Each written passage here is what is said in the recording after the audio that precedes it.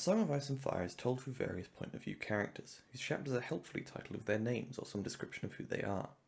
George R. R. Martin hasn't said why some characters get their names and others only get a description, only that there is a reason behind it. And of course, when there's something that isn't totally, absolutely 100% confirmed in A Song of Ice and Fire, that means it's time to theorise about it. There have been 24 POV characters in the 5 published books, not counting the 7 who are in prologue and epilogue chapters. Of these 24, 16 have chapters under their own name, and 12 have chapters under some other name or a description, like the Drowned Man for Aeron Greyjoy, or the Queenmaker for Arianne Martell. And yes, there are 4 characters who fit into both categories, more on them in a moment. The question I'm looking to answer is, why do some have their names and others have something else? First, let's consider the characters whose title changes. These characters' chapters change because they go through some kind of identity shift. Theon starts out as Theon in The Clash of Kings, becomes Reek in A Dance with Dragons, then the Prince of Winterfell, the Turncloak, and a Ghost in Winterfell, before becoming Theon again. Sansa becomes Elaine in A Feast for Crows after taking on the identity of Littlefinger's bastard daughter, and Arya jumps all over the place after joining the Faceless Men, becoming various identities she takes on, such as Cat of the Canals and the Ugly Little Girl. Even for the one chapter when she isn't masquerading as someone else in Dance, her chapter title is The Blind Girl, not Arya. Clearly, titles are used to tell us not just who a character is in terms of their name, but also about their identity. When Theon thinks of himself as Reek, his chapters are titled Reek. His last chapter in Dance before being titled Theon again has him returning to the Godswood in Winterfell, where he hears a weirwood, probably being controlled by Bran, whispering Theon to him. The old gods, he thought. They know me. They know my name. I was Theon of House Greyjoy. I was a ward of Eddard Stark, a friend and brother to his children. Please, he fell to his knees. A sword, that's all I ask. Let me die as Theon, not as Reek. Theon then meets the Wildling women, and in the next chapter, titled Theon, is attempting to escape with Jane Poole, choosing to die as Theon, not as Reek. Sansa acquires her fake name of Elaine Stone in her 6th chapter of Feast for Crows, but we get 2 more chapters of Sansa before her chapters are titled Elaine, signalling an identity shift that takes longer than just a new name being applied.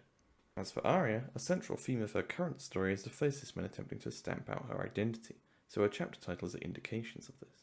However, not all of the chapter titles are like this. Arya Hotar's the Captain of the Guards and the Watcher somehow give us less insight into his character than his actual chapters do. Others are more telling. Aris Oakhart's The Soiled Knight refers to thoughts Aris has about himself in his chapter, and John Collington's The Griffin Reborn speaks to his return to who he previously was, no longer forced to disguise himself quite poorly as Griff. Mostly though, these chapter titles tell us what a character is doing more than who they are. For the minor characters, an obvious answer arises. If A Feast for Crows started with 2 chapters titled Aeron and Ario, the reader might be confused when these characters barely appear again, Ario not having another chapter until the next book. It's a way for Gurm to tell us, these aren't main characters, they won't be having that many chapters. So there's your answer, right? The main characters change chapter titles to track shifts in their identity, whilst the secondary characters with only a few chapters aren't named, so we can distinguish them from the main characters. Pretty simple, video done. Except there's a couple of exceptions to this rule. One is that some of these new characters have a decent number of chapters. Quentyn Martell and Barristan Selmy both have 4 chapters in Dance, which is more than Davos had in Clash of Kings. This can be explained away, however. Barristan only turns up about 3/4 of the way through Dance, and then only because Daenerys isn't around anymore to provide a point of view, so naming him might seem a little odd so late in the book. Quentyn's chapters are spread more evenly throughout the book, but he isn't really a main character and dies at the end, meaning he won't even come back in the Winds of Winter. And no, in case you're wondering, I don't think he's still alive. There are 2 big discrepancies in the simple answer which are harder to explain away, and come in book 5. You may have noticed that I said there were 4 characters who had both named and unnamed chapters, but I've only mentioned 3 so far, Arya, Sansa and Theon. So you have 3 seconds to guess the 4th. Guesses in? It was Victarion. That's right, everyone's favourite mass-murdering pirate gets 4 chapters in total across Feast and Dance, not counting a sample chapter in Winds of Winter. His first 3 chapters are the Iron Captain, the Reaver, and the Iron Suitor, but his 4th is simply titled Victarion. Victarion is the only character to be introduced without a named chapter and then get a named one, again not counting the sample chapters from the Winds of Winter for Arianne Martell and Barristan Selmy. These are sample chapters after all, subject to change, and it may be that they get descriptive titles if Winds ever comes out. Even if they are named, Victarion is still the only character to go from description to name within the same book. It's unlikely Gurm suddenly realised, oh crap, Victarion actually is going to be a main character halfway through writing Dance, then forgot to go back and retitle the Iron Suitor character to Victarion. Something else is going on here, and luckily for us, in a series of nearly 1.8 million words, we know exactly where to look to get our answers. So what happens in the Victarion chapters, the Iron Suitor and the confusingly named Victarion 1, to cause this change? We'll start with the Iron Suitor. Victarion has been sailing from the Iron Islands to Meereen, as per Euron's plan to get Daenerys' dragons in her hand in marriage. Victarion plans to take both for himself, however, which will definitely work out well for him if the rest of the story is anything to go by. Victarion is waiting for his fleet to return to him, as they split into 3 groups before getting wrecked by storms. The chapter does a couple of things, reminds us what Victarion is doing and of his festering hand wound that he picked up in his first chapter, back in Feast, and ends with him setting off from the Isle of Cedars towards Meereen. However, the development that interests us is what happens to Victarion here that changes him from an unnamed POV to a named one. What identity change does Victarion undergo? The closest thing is probably what happens with Moqorro. Moqorro is a red priest who was on the Selasori Quran with Tyrion, but got washed overboard during the storm that nearly sank the ship. He's found by the Grief, one of Victarion's fleet that itself got blown off course during a storm, and returns to Victarion's main fleet during the chapter. This is a colossal coincidence, which along with the fact that Moqorro was found clinging to a broken spar for 10 days, suggests some kind of divine intervention. Victarion notes that Moqorro wouldn't have survived that long unless he'd drunk seawater, which would have sent him mad. We know that Aeron drinks seawater, but Victarion reminds us priests might swallow a mouthful from time to time, but no mortal man could drink of the deep sea for days at a time and hope to live. Victarion's crew urges him to throw Moqorro overboard again as a gift to the drowned god, suspecting that he cursed his previous ship or summoned demons to sink it. However, Victarion is uncertain, reasoning that he came out of the sea. Why have the drowned god cast him up unless he meant for us to find him? Also, Victarion wants a pet wizard like his brother Euron. Grief's captain, called the Vole, tells Victarion that Moqorro knew things, like where the Iron Fleet were headed and where Victarion was, and that Moqorro said Victarion would die unless they brought Moqorro to him. Upon hearing this, Victarion is about to order Moqorro killed for daring to state that Victarion is mortal, but a sharp stabbing pain in his infected hand, even worse than normal as it causes him to stumble and almost fall over, stops him. The crew think he's been cursed and move to kill Moqorro, but Victarion stops them and brings the Red Priest back to his cabin. This series of events seems remarkably coincidental. It might not be a result of divine intervention, I suppose. Moqorro might have lied about how long he was at sea, might have overheard the Ironborn talking, might have reasoned that Victarion would go to the Isle of Cedars to get supplies, and the timing of the pain in Victarion's arm and the fleet finding Moqorro at all might have just been coincidences. Victarion notes that Moqorro did not appear frightened, and all around him men were calling for his death. This could simply be the confidence of a zealot that his god would never abandon him. But we have evidence that the Red Priests do have actual magical power and can see visions in their flames. Boromir and Melisandre do, as does Moqorro when on the Selasori Quran with Tyrion. He tells Victarion that, "I have seen you in the night fires." For whatever reason, Moqorro has been drawn to Victarion. Moqorro then heals Victarion's festering hand in a scene oddly reminiscent of Mirri Maz Duur's attempted resurrection of Drogo. Laughter deep and dark and mad, as well as inexplicable strange high wailing song in High Valyrian is heard from the captain's cabin during the healing. Victarion emerges with his hand charred and blackened, bloody from elbow to fingertips, and emitting wisps of dark smoke. Thus the Iron Suitor chapter ends, with Victarion ordering Maester Cerwyn to be killed and thrown into the sea, a sacrifice to get swift winds to Meereen, something which Moqorro apparently saw in the fires. It's odd that the Red Priest recommends a sacrifice which we repeatedly see is to the drowned god, as contrasted to Melisandre's burning of Alistair Florent to get swift winds for Stannis' fleet to go to Eastwatch. So what identity shift has happened here? We know that Victarion is a godly man, if not an especially zealous one, at least in Victarion's own head. He often thinks about what the drowned god wants, interprets events as manifestations of the drowned god's will, and regularly makes sacrifices to him. Aeron, whose standards for piety are relatively high, sees Victarion as a godly man and supports him in the Kingsmoot. The transition Victarion makes is from a simple, pious, drowned god man to something else, a combination of the drowned god and the god the Red Priests worship, R'hllor. We see this in the sacrifice of Maester Cerwyn to the drowned god on the orders of Moqorro, and the idea that Moqorro had to be some kind of drowned god priest in order to survive for 10 days in the open sea. This really gets reinforced in the next chapter when Victarion gets his name. So without further ado, let's turn to page 338 and continue our investigation there. In Victarion 1, not much happens in terms of the wider plot. Victarion sails a bit, captures a few ships, gets a bit close to Meereen. The only revelation with broad significance is that the Dragonbinder horn Victarion got from Euron would kill him if he blew it, which we already knew, and Moqorro's final line that Victarion has to claim the horn with blood. It's not entirely clear what this means, some kind of blood sacrifice perhaps, or killing the Horn's master, who is presumably Euron. Either way, my point is that this short chapter isn't a plot-focused chapter. Instead, we're focusing on Victarion and his religious conversion. The chapter starts with Moqorro being dressed in Greyjoy black and gold to try and appease the Ironborn. Victarion muses that Aeron would disapprove of what he's doing, but Aeron and his pieties were far away. Then Victarion renames a captured Giscari ship Red God's Wrath, after commenting that its existing name, Giscari Dawn, is no fit name for a ship of the Iron Fleet. Yet Red God's Wrath is? Victarion punishes a sailor for accusing Moqorro of summoning demons at his night fires, though Victarion still threatens Moqorro with death if his visions are wrong. Moqorro seems pretty successful though, accurately predicting the ships they run into and the weather. Throughout the chapter, we see that Victarion is moving closer to R'hllor, but we get the theme from Victarion's thoughts as well. He feels as though he can almost hear the drowned god's voice welling up from the depths of the sea. "You shall serve me well, Captain," the waves seem to say. "It was for this I made you." But he would feel the red god too, Moqorro's fire god. We get a description of Victarion's arm, which is still smoking. Then Victarion tells the Dusky Woman, "Two gods are with me now. No one can stand before two gods." Moqorro tells Victarion that the drowned god is a demon, no more than a thrall of the Great Other.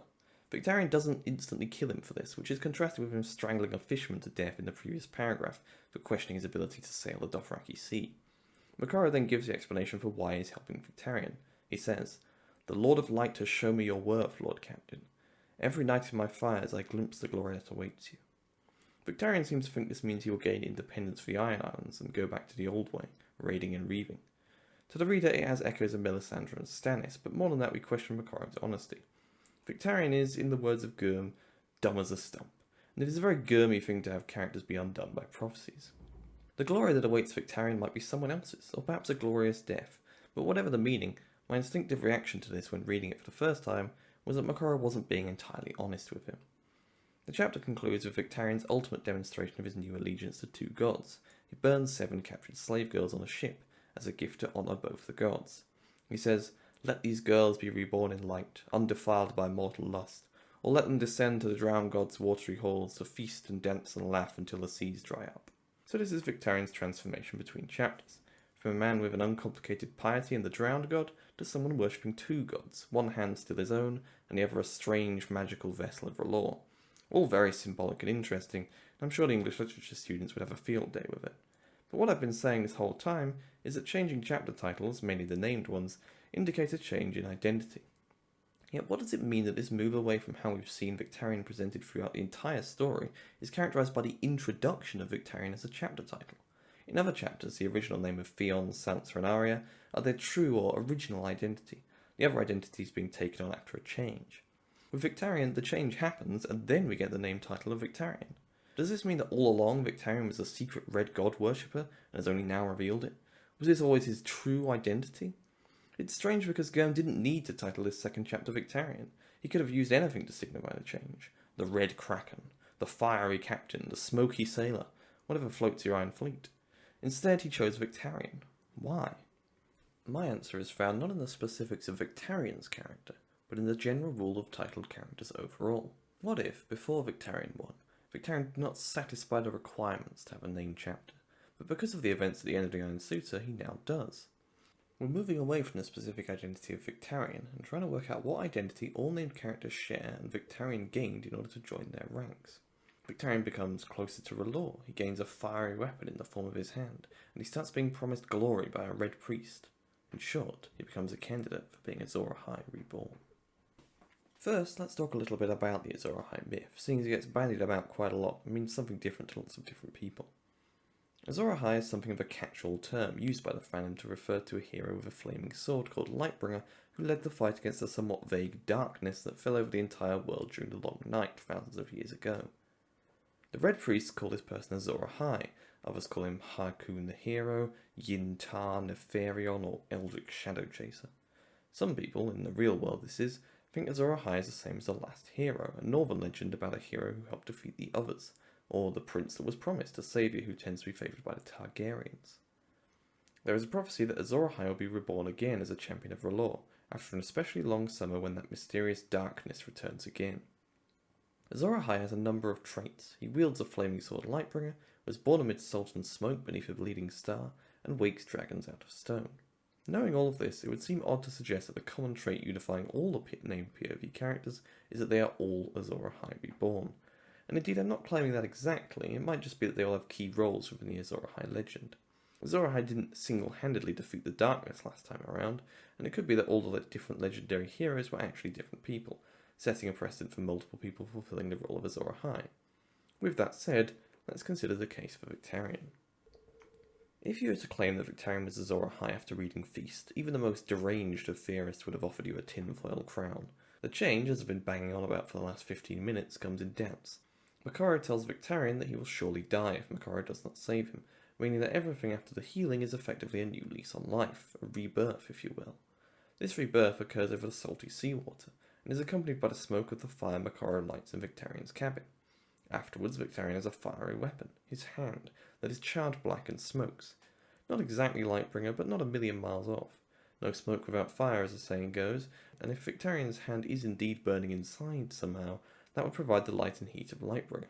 In A Storm of Swords, Maester Aemon casts doubt on Stannis' claim to be Azor Ahai by pointing out that his sword does not emit any heat, only light. Victarion's hand, magically saved as it is by fire and still smoking, could emit both.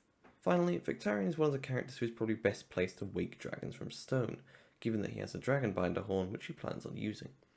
What about the bleeding star? Well, when Victarion emerges from his cabin after being healed by Makaro, the swollen sun tinted the sky a deep and bloody red. The sun is a star, and it is bleeding. In short, Victarion goes from being completely disconnected from the Azor Ahai myth to having a decent shout of fulfilling all 4 stipulations in 2 chapters, the same 2 chapters that mark his entry onto the field of named title characters. The biggest objection to Victarion dumb as a stump Greyjoy being Azor Ahai is that he doesn't fit at all with what we expect. He's stupid and violent, with his main life ambition being to restore the Iron Islands to its brutal old way. He hates his brother Euron, but tries to emulate him with his wizards and plans to marry Daenerys. In his first chapter, we instinctively side with him because he hates Euron, and we like Asher, who is also opposed to Euron. But then we learn that he beat his wife to death with his bare hands, which makes him just a smidge less sympathetic. Victarion is, despite all this, a somewhat likeable character, but mainly because we enjoy watching him struggle to play noughts and crosses in a world where everyone else is playing chess, or come into my castle in a world where everyone's playing Savas, I suppose. Yet, if anything, this is all further evidence in favour of Victarion being Azor Ahai. An aspect of the original Azor Ahai legend has him forging Lightbringer over months. He tries to temper it in water, but it shatters. So he tries again and tempers it by stabbing a lion, but it shatters. And finally successfully tempers it by stabbing his wife, Nissa, so good they named her twice. If Victarion's hand is Lightbringer, then killing his wife, something he did at least feel bad about, could have been the sacrifice that tempered it. More thematically, A Song of Ice and Fire is full of characters not getting what they deserve. Robb Stark is the archetypal hero. Young, brave, strong and just, but is undone by treachery and betrayal due to a mistake, and dies an unceremonious death. Meanwhile, Mace Tyrell, widely regarded as a bit of an idiot, if not quite at Victarion's level, has somehow found himself not only hand, but also father-in-law of the king. Nothing is fair in A Song of Ice and Fire. Catelyn dies thinking all her sons are dead, the Hound will forever be remembered as a monster for what Rorge did whilst wearing his helmet, Jaime is hated for saving King's Landing from destruction. Victarion being Azor Ahai fits right in with the world that Gurm has created, a world which is just as unfair as our own in rewarding stupidity and punishing good deeds. However, there is one glaring issue with Victarion being Azor Ahai that is legitimate criticism. Victarion simply isn't a major character. He has 4 chapters as a POV, but is barely mentioned before them, and doesn't physically appear in the story until his first chapter in Feast. Having Victarion be Azor Ahai reborn sounds stupid, because if that's the case, why have we been spending all this time with everyone but Victarion? Victarion is hardly a one-note character, but he's nowhere near as three-dimensional as the characters we have spent the most time with, simply because there hasn't been as much time to get across what I'm sure is a winning personality once you get to know him. The only way to reconcile this with Victarion being Azor Ahai is the same answer we came to when talking about the significance of having a named chapter title. There is more than one Azor Ahai. Victarion as Azor Ahai is much easier to stomach if he is part of a broader group of people, either in reference to the many heroes of ancient legend, or the fact that most of these heroes led the fight against the darkness rather than doing it single-handedly. It doesn't necessarily follow that Azor Ahai is every character with a named POV chapter, but we'll get there. Before we get into the specifics of all the characters who would have to be Azor Ahai in that event, there's a little bit of supporting evidence to back up the overall claim. Remember when I said there were 2 major discrepancies with the idea that named chapter titles of the main characters with lots of chapters? Victarion was the first, but there was a second, Melisandre. Melisandre gets 1 POV chapter in Dance, ranking her alongside the likes of Aris, Oakhart, Merritt, Frey and Pate. Yet for some unknown reason our chapter is titled Melisandre, a named POV. Melisandre is not a main character, she did not have lots of chapters, so why name her POV chapter?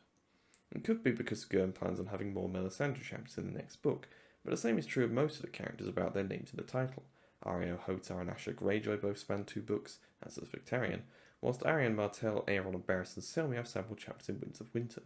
It could be because we already knew Melisandre before she had a POV chapter, whereas for most of the unnamed characters, we had either yet to meet them or only see them fleetingly.